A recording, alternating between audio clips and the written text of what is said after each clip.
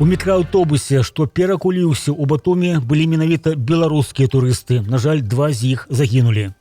Міністэрства абароны зацягвае са следствам паводле справы з загінулымі вайскоўцамі, якіх выкінула з машыны на асіповецкім напрамку. І штосьці хочуць утаіць. Няўжо там усё так тлумна?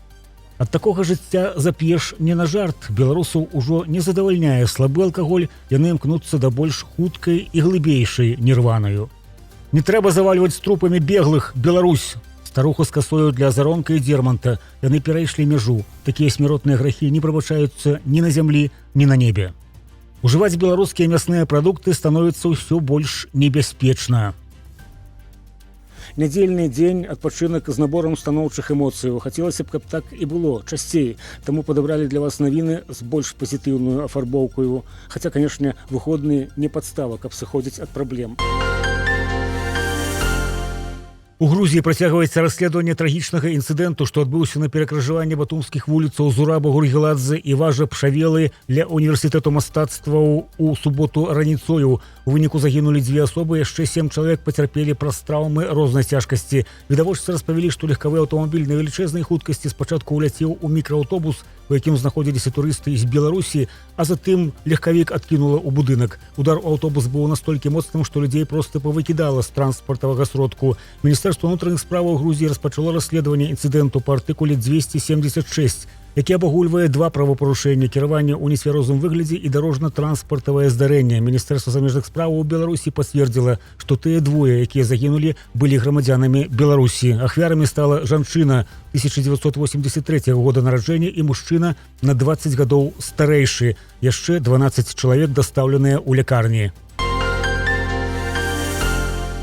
Праваенны грузавік, які перакуліўся ў Асіповецкім раёне. Нагадаю, каля 8 гадзінаў раніцу ў пятніцу загінулі 2 ваенных службоўцаў, якія ехалі ў грузавіку разам з іншымі вайскоўцамі: 21-гадовы радавы жаўнер тэрміновай службы і 26-гадовы кантрактнік. Яшчэ 14 чалавек былі дастаўленыя ў лякарню. Вядома, што кіраваў аўтамабілем 20-гадовы вайсковец. Ён вёў машыну на вялізнай хуткасці і не даў рады на слізкай дарозе. Ці дапрасілі яго, ці пакуль няма магчымасці, не паведамляе ні Міністэрства абароны, ні Міністэрства аховы здароўя. Дарэчы, ведомства Хаджаева увогуле пра інцыдэнт не распавяло, хаця трэба меркаваць, лекары змагаюцца за жыццё тых, хто пацярпеў.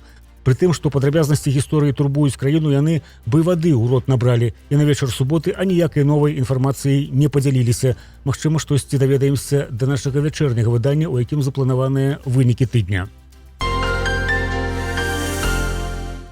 У Менску таксіст пабіў пасажырку. Кіроўца Вайлберыс таксі ударыў жанчыну ў адказ на просьбу зрабіць цішэй музыку ў салоне. Паводле пацярпелай, кіроўца спачатку пад'ехаў не ў той пункт.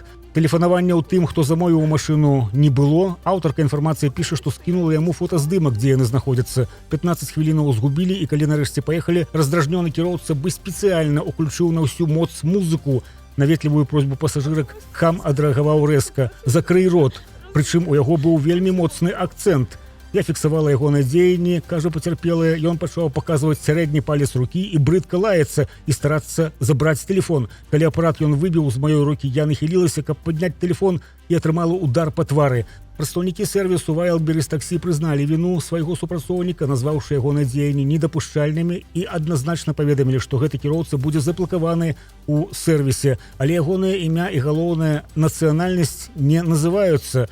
Проста пішуць, што гэта замежны грамадзянін. І тут адвакатам хулігана выступіў міністр унутраных справаў Кубракоў, які, паводле сведчання некаторых затрыманых, сам вельмі любіць рукі распусціць. Ён пашкадаваў гэтага неандертальца пасля таго, як той, відаць, у міліцыі расплакаўся. Кубракоў распавёў, што гэты 30-гадовы іншаземец хоча вучыцца і паралельна зарабіць капейчыну. Раскаяўся адразу цэлы міністр, прадставіў гісторыю ў сваім фірмовым стылі.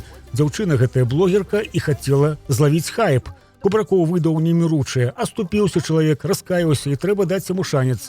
З высновамі спяшацца не варта. Прабачце, калі міністр такі затхлы і бязлітасны, тым больш да дзяўчат, то што казаць пра ўсю беларускую міліцыю, якая нядаўна на ўзроўні ДАІ, дарэчы, спраўджвала беларускіх таксістаў. А сэнс? Развітанне з пісьменніцаю і журналісткай Святланаю Курс пройдзе сёння, 26 ліпеня, у Варшаве. О 14 гадзіне ў касцёле Святога Александра на пляцы Трох крыжоў, а грамадзянская паніхіда адбудзецца пачынаючы ад 15 гадзіны ў музеі Вольнай Беларусі. Згодна з воляй Святланы, яе цела аддадзена крэмацыі. Родныя і блізкія сябры мелі магчымасць развітацца з ёй напярэдадні. У касцёле і музеі будзе прысутнічаць урна з яе прахам. Родная Святлана Курс просіць устрымацца ад фотаздымкаў і ад вялікай колькасці кветак. А ў гэты час смерць падбіраецца да прапагандыстаў Азаронка і Дзерманта. Тое, што яны дапусцілі ў эфіры, не паддаецца аніякаму разуменню. Можна не любіць апанентаў, нават ненавідзець, але каб апускацца да відавочнага хамства ў адрас тых, хто ўжо не жыве, пераўзыходзіць усялякія межы, хоць найменшай прыстойнасці. Гэта ўжо не людзі. Прачуўшы, што Святлану Курс збіраюцца пахаваць на радзіме, мярзотныя і лютыя бязбожнікі разразіліся проста жахлівымі абурэннямі.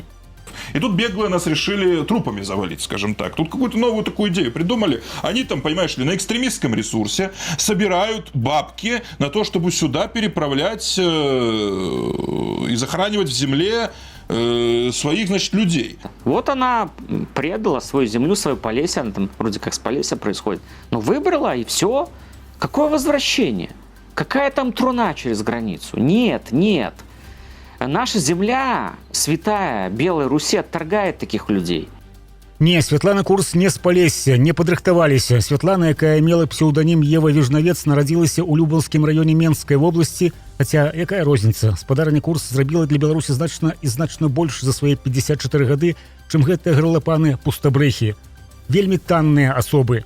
Ці гэта сапраўдныя беларусы, ці нейкія прыляцельцы з іншай злой планеты? Пісьменнік Михаил Булгаков, які быў антысавецкім паводле сваіх перакананняў, пісаў у «Майстры і Маргарыце». Так, чалавек смяротны, і гэта было б яшчэ паўбяды. Дрэнна, што ён часам раптоўна смяротны. Вось у чым фокус. І ўвогуле не можа распавесці, што ён будзе рабіць сёння ўвечары. Ці ведаюць сатаністы Азаронак і Дзермант, што яны будуць рабіць сёння ўвечары альбо, напрыклад, паслязаўтра. Але свайго жудаснага вечару пасля такіх размоваў яны абавязкова дачакаюцца. Як мы паведамлялі ўжо, адмыслоўцы ўправлення Рассельгаснагляду па Бранскай, Смаленскай і Калужскай абласцях сумесна з супрацоўнікамі смаленскай мытні перапынілі спробу ўвозу ў Расею каля 1 тоны беларускай ялавічыны з-за адсутнасці належных і ўвогуле хоць якіх дакументаў, а значыць, як мяркуецца, прадукцыя была неадпаведнай якасці. Але ж і мяса для ўласных патрэб таксама не вельмі чыстыя. Дзяржстандарт Беларусі забараніў менавіта беларускія кілбасы, якія, між іншым, ужо былі ў продажы, і нашыя гледачы маглі яе ўжываць.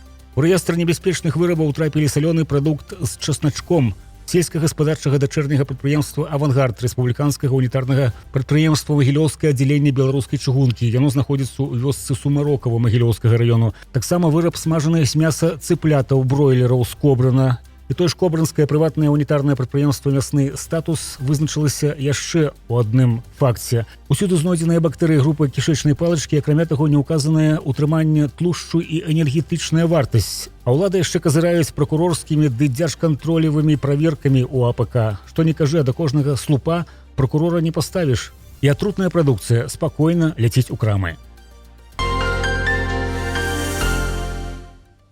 Беларусы сталі піць меней піва, але часцей абіраць моцны алкаголь. Белстат апублікаваў дадзеныя аб продажах спіртнога за першае паўгоддзе 2026 года. Мяркуючы па статыстыцы, густы пакупнікоў паступова мяняюцца. Продажы піва скараціліся на 1,4%, вінаградных вінаў на 2,8%, а пладовых вінаў адразу на 19%.